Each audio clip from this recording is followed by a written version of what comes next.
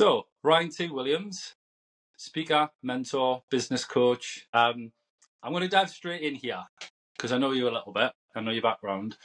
And can we just dive straight into the KOMI Group, which for people that might not have heard it before, that was a rival to Lad Bible, so I believe, back in the day. Correct us if I'm wrong.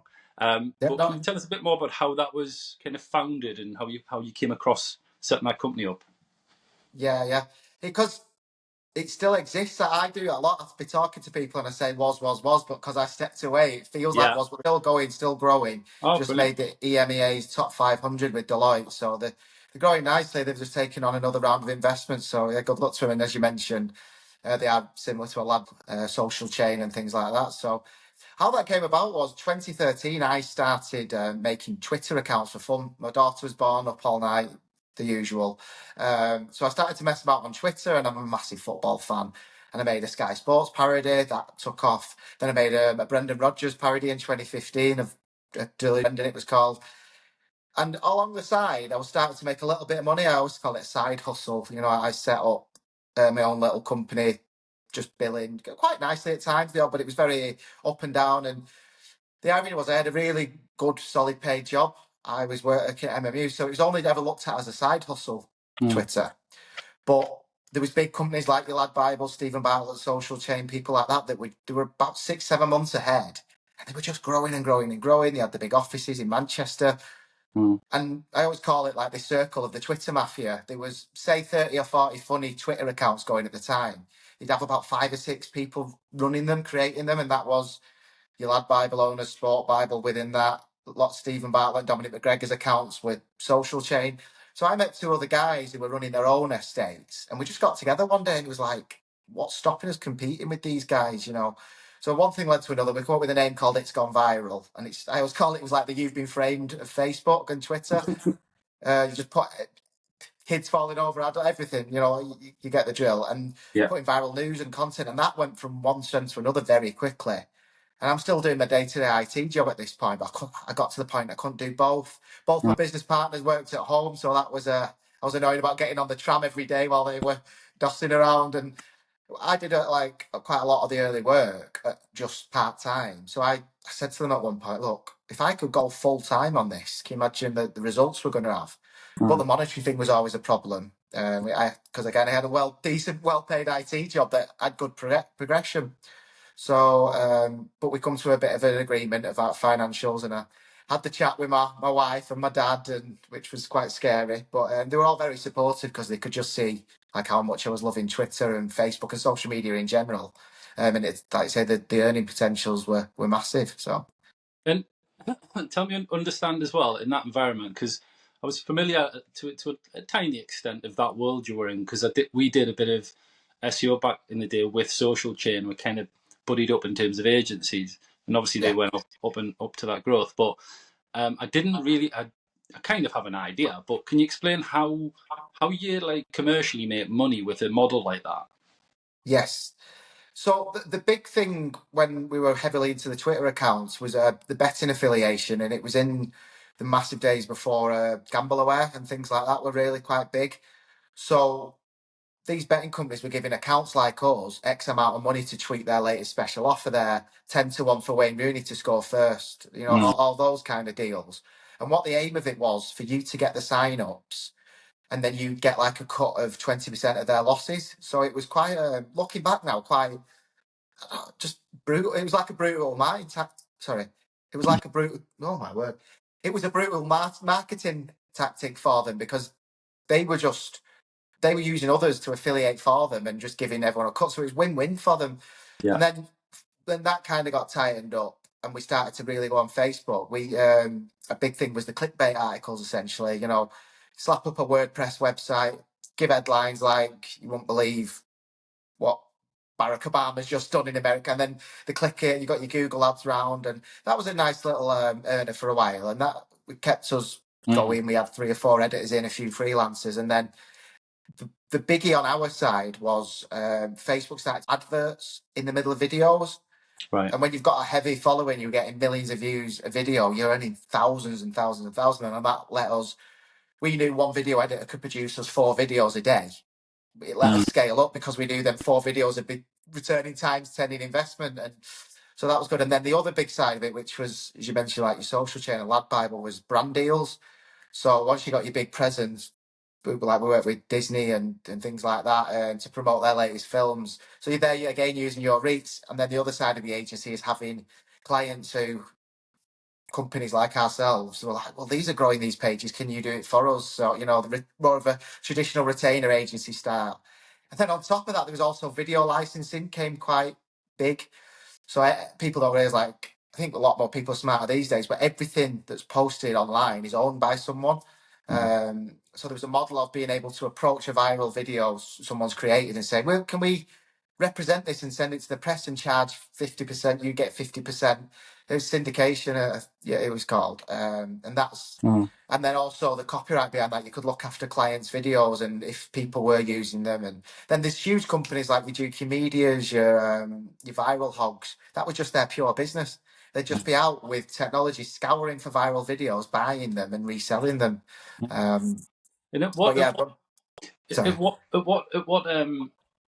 Give us an idea of like the amount of followers in terms of collectively across the KOMI Group then. So when I left, we had about 30 million followers across, like, it's gone viral. It's now called IGV on Facebook, and 11 million of those. We had about 5 or 6 brands across that because we made It's Gone Viral. Then we thought, this is great. But then we made a dog page, we made a gaming page, just to cover different genres and niches. And I think I totted up, it was at 18 billion views, the stats ran out when I left. And that was, I'd reset it's a tool that could measure. I reset it back to 2017, and it took about an hour to crunch. I just left it going, and then it come boom, 18 billion. I was like, whoa, okay, this is wild. And that was just Facebook stats. I didn't have TikTok or anything. And since leaving there, TikTok's gone from strength to strength. That's on about 5-6 million. So yeah, and then, but my personal estate, when it was about 500,000 on Twitter when we got together. Because when we combined together, we had 2 million followers. That's why we said, we need to be able to attack this pie kind of thing, and thank God we did. And what about in terms of like this day and age? So we talk about like social media in particular, and we're mentioning like TikTok, right? What would your advice be to people watching or listening to this now in terms of like just starting today in business? Or let's say they've got an established business, but they haven't touched TikTok in particular.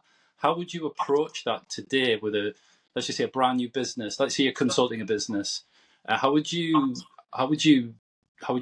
target TikTok? Does it depend on the company type, the demographics, the target market?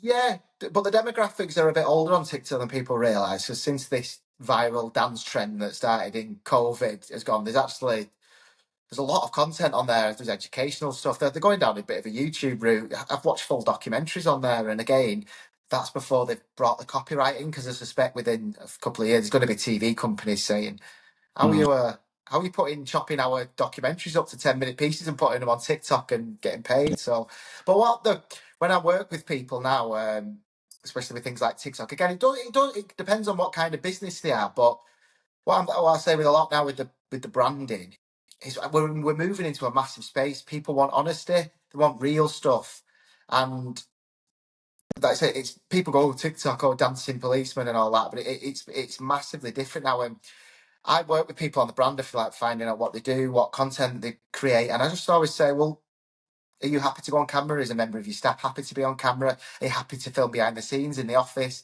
Are you happy to, what's going on? And like have a bit of a laugh with it, be brave with it. It's very. I think we've moved massively away from. I still see a lot of the videos where it's usually Americans saying we can 10x your ups by doing that. This face to camera stats thing, I think, is changing, but people are really enjoying just people having a laugh and being honest. We're like you say, we're in a space where people are buying from people again. So I worked with one guy recently. He was an architect. He had an architect page, and I was like, that's good. And they were all just pictures of buildings with text. He's like, and I got him to start making a few videos of his own, and his impressions went through the roof, and people were like, "Oh, I've seen you on Instagram, I've seen you on TikTok," and so they're working with them more. So Yeah. How do you, here's a challenging one for you. So something I've been thinking about recently, because we've only just ventured into TikTok, right? And I'll be tapping you up for some advice for social. But with TikTok. So yeah, we've gone out there, we've posted a few things and stuff. But I'm interested to see like how AI is going to land in the next year or two, because it's kind of just getting there, isn't it? And you think about, you know, what's been quite eye opening for us is that you can create an AI video of a human with a human voice, and Yeah. you talk about like trust and stuff like that within social platforms. Um, how do you see this social media evolving with if like 80-90% of the content could technically be AI generated? Like, Yeah. has that entered your head? What do you think how do you think they're going to manage that? It's yeah. I've been looking into a few of these recently, and I found I can't remember. There were an app. It comes on your adverts because what TikTok keep doing at the moment is they're keeping people's views low, and then they're doing this. Oh, can you only get 200-300 views?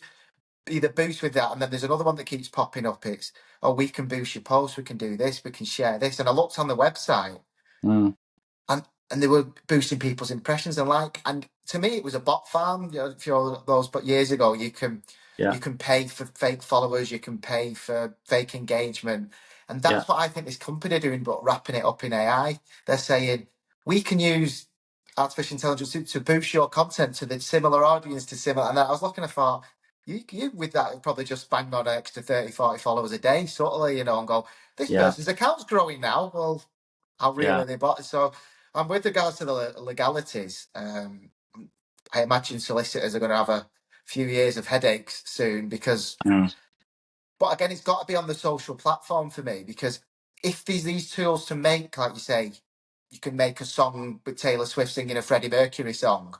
There's got to, if the tools can do that, then these billion-dollar social media companies must have tools to detect. So that, you know, the tech will go both ways. It'll yeah, be like a cat and mouse game of yeah. I was thinking yeah. that because I was thinking it. Like I'm very cautious because of things like because my background's mostly in like SEO, for example. I'm thinking about the algorithm on say TikTok, and I'm cautious about like all these posts that pop up and say, oh, we can make this go viral, blah blah blah, and it's like it's trying to understand what they're doing with an algorithm, and also Yeah. trying to think about, well, there's value in AI generated content, and there's also a threat.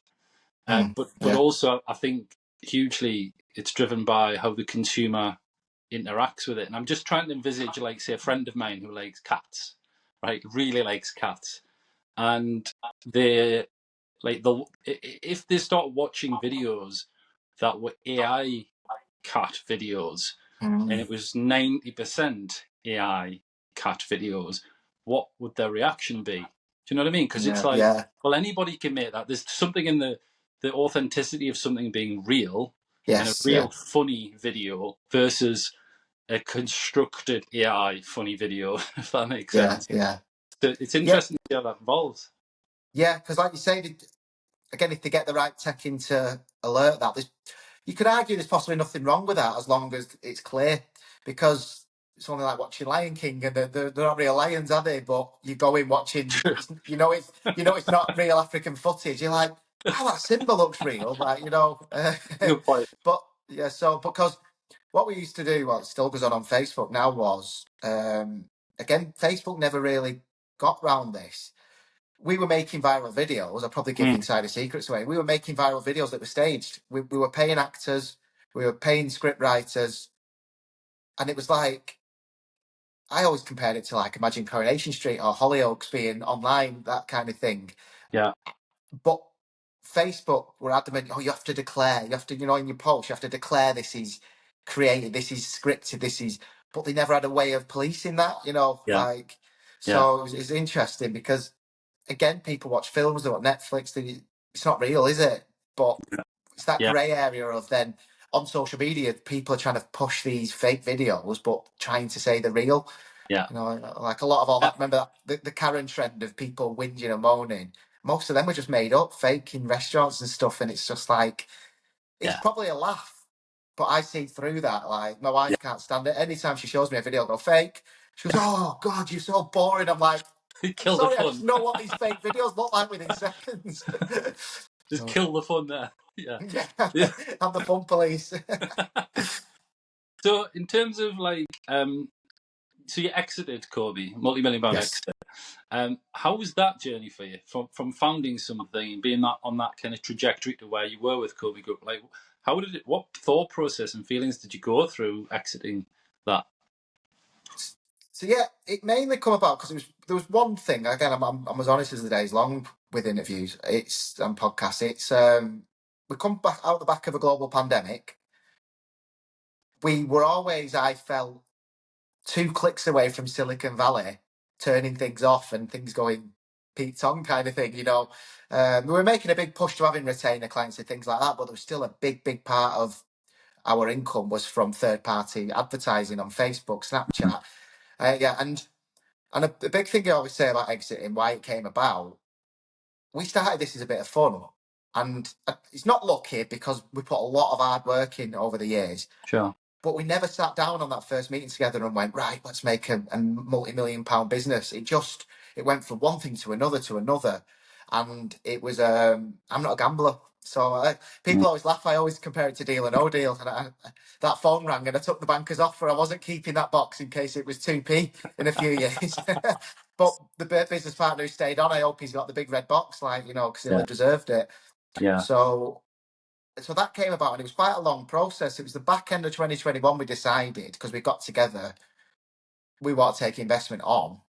And there was me and my other co-founder. Well, the three of us that co-founded it, and two of us kind of said, yeah, if we got the right offer, because we had the company valued. It was, I think it was like a times 10 EBITDA on the revenue at the time, the tech companies and that were going through the roof. Wow. I think Lad Bible had floated on the stock market as well, I think. So I think that really started to turn investors onto us kind of thing. So I did that. And then 2022, we found an investor. So I took some time, like you'd say, off because, and then, but that fell through when the Russian-Ukraine war happened. I think their stock prices must have took a hit. And at that point, I was in a real bad no man's land. I was still part of this business and I was still taking a wage, but more original people working in the country, like, well, where's Ryan? Where's Ryan?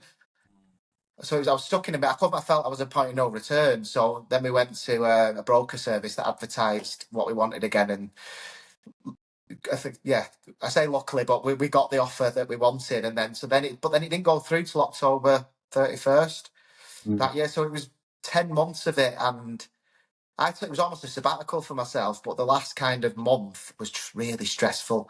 Lawyers and solicitors and this and that. And I always look back now, I can put an offer out here to people. If you are going through an exit or thinking about it, it's worth mentoring, working with someone who's been there, because I wish I'd have had someone looking after my interests. Because you have the lawyer, solicitors, they're all looking after the monetary things. There's that, but there's no one ever to say, "Going, you all right? You okay? How are you feeling?"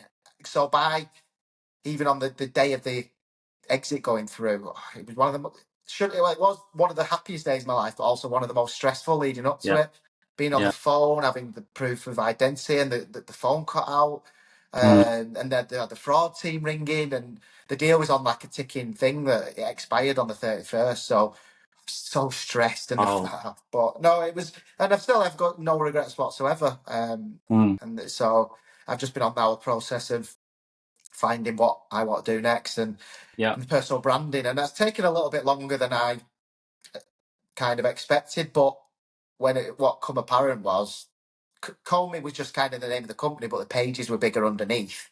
But I'd not done any personal branding as me, so I left the business. The news wasn't mega in the industry because like Nike had just sold 3/4 of it, and I couldn't meet people and go, I'm the former Adidas CEO. It's like, well, yeah, come on, so it's taken a while to get the story out there and work out what it is I want to do with it, because it's like things in education I want to tackle. There's like the online safety that we mentioned before. It's all mega because it's the education of a child teenager knowing, is this real? Is this fake news? Because it's like 90% of teenagers consume their news through social media now, which is brilliant, but they're not educated about it at school. So they need teaching what's real, what's not. So there's a lot of things I'd like to get involved in, and the bigger picture of the cyberbullying and the safety, because some of it parents don't even know. So it's hard for a parent to educate the child because they never went through it. So Yeah, I Yeah, mean, I wanted to get onto that now, that the kind of like the mentoring the younger people, if you like, yeah, um, and I mean, we spoke the other day, didn't we? Like back in the day, I did a bit with Oldham Education Board, and mm, you're going back like 8 years now, and even then it was still similar kind of things, like right. um, you know, how do we stop? How do we understand these platforms that kids are on? And Yeah, it's hard because on one hand, the young people are a lot more tech savvy than most adults, but yeah, on yeah, the other hand, they're kind of open to manipulation as well. So they can yeah, technically understand something like better than anybody, but then the context and the subcontext to the media that yeah, they're absorbing on there, I suppose, is a challenge. So you do some speaking in schools at the moment, don't you? Is that correct? yeah. Can you tell us a bit more about that then? Is it how do you approach that with kids? Yeah, so the way I've been approaching it, and this is sometimes where I have to explain a lot more. Teachers get a bit. I say now, something like 4.5 hours a day. Teenagers browse social media, and I imagine it's more at weekend. So I've gone with a talk I do now called "Don't Waste Your Scroll," and then that wraps in of the safety, the looking after yourself, knowing what's real, knowing what's not, but Mm, then also £1 million businesses are being launched from being online. So you're not going to stop kids going online. You're not going to stop kids scrolling Snapchat and TikTok and Instagram and Facebook. mm, So let's teach them to not waste the time on there and actually maybe do something good with it, you know. And so mm. it's it's a good one to do. It's quite different because I think teachers think I'm going to go in and tell them all to be a TikToker, but that's not true at all. And you guarantee they watch YouTubers and like the big people like KSI and the Sidemen. I'll say to kids, I say, do you know how many people produce their content? It's like, oh no. I was like, think about it. There's 8 of them. They've all got microphones. They've got 4 cameras in a studio. They're scripted to an extent. You know, there's a team of 30 or 40 behind these YouTube. What? Yeah, And then on the flip of that, I like, when I'm doing a bit more business talk, this is where I remember business studies being, Dave owns a butcher's. Blah. But okay, but you go in and say, you play Fortnite, don't you? Yeah, we all play yeah, Fortnite. How much did it cost you to download? Nothing. How are they one of the biggest companies in the world? yeah, And then you go into expecting the micro chance every time you buy a gun, a chance, you know, again, yeah. you've got to, I think because I'm quite relatively younger on that side of things as an entrepreneur, I've Mm, got to embrace that they are going to use these things, but yeah. why Oh, not teach them how it's making money for the company every time they want to buy a new emote or a new dance? exactly. I think there's certain principles as well, that you can layer across most, say, social platforms. Yeah, But it must also be difficult, especially for parents, teachers, guardians as well. That the rate that things is just changing as well. yeah, And then again, you layer in the massive one of AI coming in. But mm, there is definitely, like anything, there's a good side and a bad side to it. yeah, We kind of were very aware of the bad side of it, but there is in what you're seeing there with the Fortnite example, like the teaching people, young people, like the commercial side of yeah, TikTok is actually an education. That doesn't mean they have to go off and launch a tech business or a social media business, but they can understand that the commercial process of making money and apply it yeah, to a bricks and mortar business if they want. yeah, It's the fundamentals still of how trade is done, I suppose, online. Um, yeah, what do you think? Because you come from an IT background, you're saying, right? You've obviously got an inner some marketer or sense of fun, or there's something in you. What would yeah. you call your like? Are you more a sales person, a marketing person, a business person, or are you just a blend of all of them? Well, yeah, sales is when I talk about like since exiting the business and trying to personal brand and that, sales is one of my weakest things. And sometimes it's because I'm kind of so honest, I don't do the hard sell. I don't because I just it's not me. But I think the links to IT were and making Twitter accounts. I always say I had probably 5 or 6 successful Twitter accounts, but I probably made 100, 150. Um, and I think I linked that in when I was working in IT. My dad always calls me I'm a mechanic without the oil. My dad always says I'm a mechanic with the clean hands because I like breaking things, but I'd fix computers, keyboards, and Yeah, way more before the cloud. So you actually yeah, physically had to open the servers and put new memory in and stuff like that. And I think that's when Twitter come around. I love the playing with it, the testing yeah, with it. And yeah, then one of my biggest accounts was Deluded Brendan. And people see it now and they go, you know, there was an element of stand-up comedy there, written stand-up comedy, because I had everything with an opener, like a punchline, you know. So I've obviously a humorous side to me. yeah. And yeah, it's just, but yeah, with regards to myself, I'm like I say, I'm honest. I'm really Mm. practical and creative, but like, yeah, it's Yeah. just not. I'm not he who shouts the loudest, but yeah, Yeah. It was definitely a sense of fun in how you do business. yeah, That's part of it. It's clear as part of your personality. Um, is is that? Do you have when you mentioned like finding your way before and after the KOMI kind of exit?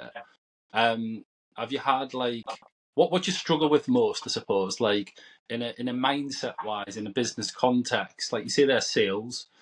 yeah. Um, what is it? What is it like? What's your biggest struggle? I suppose in business, like with the mindset side. Yeah, I think certainly after I exited, I had a massive, massive bout of imposter syndrome. I was thinking, what if this was all a fluke? And then you flip it, you go, how could 8 or 9 years growing a multi-million pound company be fluke? You know what I mean? It's because every problem we ever come across, we pivoted and changed, and the agility. So that and it was the self belief side of thing. Of thinking, could I do this again? But then I had a good chat with someone who was saying, you don't have to do that again. Not everyone's going to have that kind of business, but you can assist people in their careers, in their bits to do things. So that was massive. And it took me a long time to kind of talk about it and own it because I didn't want people just to think, oh, God, he's bragging again. Like he's Jeremy Clarkson back to kind of thing, telling everyone I failed school, but I'm on a yacht, all that crap, because Yeah, I don't like that. So, but it's been finding that fine balance of owning such an amazing thing, but also not. Oh, shut up, Ryan. I So think it's one of the things that I think you're already delivering in terms of me getting to know you, but it is like a lot of it is in that authenticity, especially being going into the mentoring and the coaching. It is something that if you show up as yourself mainly, yeah, yeah, sure, you show up with structure and stuff like that. But I think the biggest thing you can and you are giving people is the fact that, you started off on Twitter and you were having a bit of a laugh, right? And that's yeah, important yeah, for people to hear because that's the truth. You can yeah, dress it up and say, oh, I did this methodical process and I planned it, but you kind of organically got your way there. But the big thing yeah, the big thread that links all of it is fun. You've had yeah, fun through it. you yeah. know, And that's it. And that was one of the big reasons for exiting as well. I didn't cover it before. I wasn't necessarily having fun anymore because yeah, you, you hear of it happening. And I never understood what people meant. My business got too big. And that was almost what it was. My days had gone from sitting with the creative team, this video idea, that video idea. I used to star in the videos as a laugh. And it had gone from that to, oh, Ryan, we've got a board meeting this week. Oh, mm, Ryan, we've got a strategy call. Ryan, we've got this, we've got that. Oh, I'm in an appraisal today. Will you come in with me? Oh, we're in a disciplinary. We come. I just felt like I'd gone mm, into HR at one point. I was like, this is just not what I'm enjoying anymore. So, yeah. much not for some people and again, I always say my happiest years with the business were in our first office, which was a yellow walled, the paper peeling off kind of thing with just 3 or 4 of us, but they were the best times because we could do whatever, whenever. So yeah, that was yeah. And we'll finish off on this area with you mentioned I saw actually you've just written a book and you're pre-launching a book. Is that correct? Yes, yeah, And 1 second, I have done my research. Uh, so blood, sweats, and tweets. yeah, Is that correct? yeah. Right. Blood, sweat, and tweets. Yeah, Could have got that wrong. What I'm interested in with the book is because we had Sophie Milligan on the other week on the podcast, and she's from Newcastle, and she's published quite a few books, to be fair. And we're talking about like the difference between, say, a digital copy of a book, a publish your traditional publishing model, and then say an audiobook. So how have you approached your kind of book launch? Yeah, so we're doing it. So the crux of the book is called Blood, Sweat, and Tweets, and Yeah, it's not what I say. It's not a traditional business book of like A to B. This is how we went from that turnover to this member of staff. yeah, I probably will do that one day, but what yeah, I wanted to do something a little bit different because there's a million and one business books. But then when I've done my keynotes of how the actual journeys come about, they're the bits people love, you know. So mm, and what like a bit of a twist, I'm doing it with my wife. So we're co-authoring it, and but it's literally starts from when we meet to our lifestyle, having our first daughter, and then how this Twitter come about, and it at times engulfed my life, like it completely engulfed. And we had probably when the business was at its biggest, our marriage was at its lowest. mm, Just because I was working more hours than when I had my job mm, everyone. And we're covering quite a personal journey of how it's changed our lives and the ups and downs and the funny stories along the way of like when I'd be on holiday and doing tweets and things like that. So I wanted it more of a it's it's got comedy in it. It's got true raw real life, and it's got like you say some of the bad signs. We keep saying we're not really leaving anything on the table. So yeah, the way we've approached it technically is so me and Jenna wrote all our bits, but there's a mm, lady called Laura Stubbs who she's bringing it all together for us and putting it through. She has a small publishing company herself, so it's classed as self-publishing, but it's still being published. But it's because it's a smaller publisher, we've got a bit of freedom for what we wanted on the cover, the bio, because that's what someone mentioned. If you go with a bigger publisher, sometimes they control what the cover looks like, what you know. So yeah. and hopefully with its success, may well go with a publisher if they want to know the more ins and outs Mm, business side of it. So I've just and as well, I wanted something. I just wanted something a little bit different, you know, like. But I've floated the idea to a few people, expecting this is my confidence side of things, expecting them to shut it down. Go, that's. But everyone who I told about the idea was like, "Oh, it's brilliant! Oh, I'd read that." So yeah, I'm really looking forward to it. So it'll be November the 5th. It's coming out. So mm. Do you think you've always had a hint of like this? Just to circle back and listen to you talk. Do you think you've always had like a sense of imposter syndrome before, say, the KOMI Group and stuff like that? yeah, because yeah, because I meant like at school I left. I wasn't naughty. I always say I was just like Mm, middle of the line, and got a D at business studies, and yeah. But again, I think that's in the bigger picture of the curriculum. I think it could be taught a little bit more exciting to really engage kids. But I get how the curriculum has to still mm, link in. So I always say in the talks as well to make sure the teachers are on side. You've got to do your maths, your English, maths for accounting, English for writing your business plans, etc. And then yeah. even when they're into coding, I think the future you've got in AI, in gaming and stuff like that. So yeah, so I left there and I got an apprenticeship.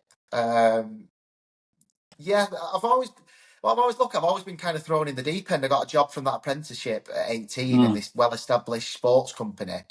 They're quiet, mousy, but I got the job, so I've got to think they offered it me. I obviously did something right in the interview, kind of thing. Um, yeah, I think it's not necessarily a lack of confidence. It's or maybe it is, or it has been, yeah. But it's more, I don't being self-aware of not going on with myself. I don't know where that's come from. That's just I kind think of part of it. Yeah, it's interesting that you still crack on and do things even though you've had a sense of there's yeah, something in just an observation actually like it's interesting how you may be able what I don't always like the tag of imposter syndrome but it's a useful because people understand what you're talking about, right? yeah, But there's like an self-belief or imposter syndrome or whatever, but you've used a sense of fun, which is that thread across everything you've done, yeah, and also you've done things still, if that makes sense. yeah, Like a lot of yeah, people have, self doubt or imposter syndrome can quite just freeze. But yeah, you, yeah, you you find a way to find some fun in something to then yeah, yeah, yeah. get past it, really. So, in terms of like moving forwards, is like what's the kind of key things you're moving towards, other than say the book? Is it the coaching? Is it the mentoring? Is it another Yeah. business idea? So I've recently, it's just been announced this week. I've joined up with Danny Miller from Emmerdale and Nigel Clucas off the radio. They have a company called Albert's Bookshelf, and it's that was born from Danny acting for long days on set, and he had a new baby, and he wasn't getting a chance to read, so he started to record books, and Mum would play them at night. And then with his, because he won I'm a Celebrity in 2016, so with his presence online, this Albert's bookshelf, his son's called Albert, it's gone from strength to strength. And I met him at an event where I did a talk, and again, they're both dads, and I'm a dad too. They enjoyed my talk, as you just mentioned, like the humility. There was no hard sell there, which was nice. But they've asked me to come on board, so I'm going to help them with the social media side and the scaling kind of thing. And we're going to be working on a couple of other quite exciting projects. So yeah, it's so that'll be quite good. I'm looking forward to that. And that links in with the education that I want to. I do want to establish more in schools. All right, because I'm very passionate about helping younger people, both on the, like I said, I got a business studies D at A level, and I didn't believe I could go on to do anything. So there's that side I like to instill, and then the cyber safety and the social media education. Yeah, that, and then available for like coaching as well. Again, because I've not necessarily hard sold. I've not that again. The sales is always the lower bit. So, but I have done it in a few levels, and I think there's definitely like in terms of like obviously we're into the business coaching side, and in terms of like I'm a big believer in like having lots of different types and styles of coaches because it's just true. Like I've always been coached when I used to play football, and then also in business, like I had about 5 years when I couldn't afford it, and then for at least a decade, I always had a coach, and then I had coaches for the team as well that I brought in. So I've always believed in it, but I'd also switch them up every year as well to just get. But also your style is your style, and I think you do have a lot to give in the arena, just in terms of the way that you deliver things will be different. Say to me, will be different to Coach XYZ. But I can see how as well, like in terms of schools and education, I think you do bridge that gap in terms of the sense of fun, but also the sense of awareness of like running a large company. You can tie the two together. Sorry, one last thing. So you're an Oldham Athletic fan. Didn't get that. So let's finish on that. So you were on the board at some point. Was it with the board of trustees or something like that? Yeah, just with commitments and everything, I've stepped down recently. Just like I said, I've got a lot going on with the book. I was honest with him. I just said I don't want to be dragging a spot and not putting my best self forward. And I'm a very passionate fan as well, so I don't ever want to be blinded by my gut. So no, it's been fantastic. It's all like I say, really amicable and that. So, but yeah, we won on Saturday, so I'm happy this week. Newcastle didn't win. It's kind of all right though, because I've got like a collection of clubs I played for, and I'm like, right, Newcastle didn't, right, Oldham won, no, get it. Yeah. Good on the list, right? But listen, anyway, we'll wrap it up there. We'll have you on again, no doubt.